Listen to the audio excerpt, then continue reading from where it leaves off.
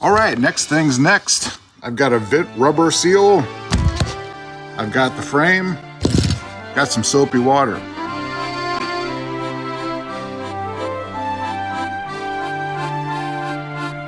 All right, let's try to get the window pane in. Put it in this way, not that way. If you do it this way, then the pivot holes line up. A little washer and a little compression rivet.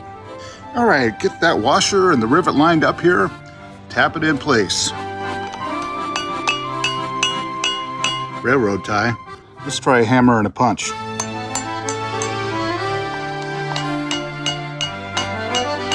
Don't even really need a punch. That's not going anywhere. Screw this bolt back in. There she is, ready to go back into the Raven. Easy peasy.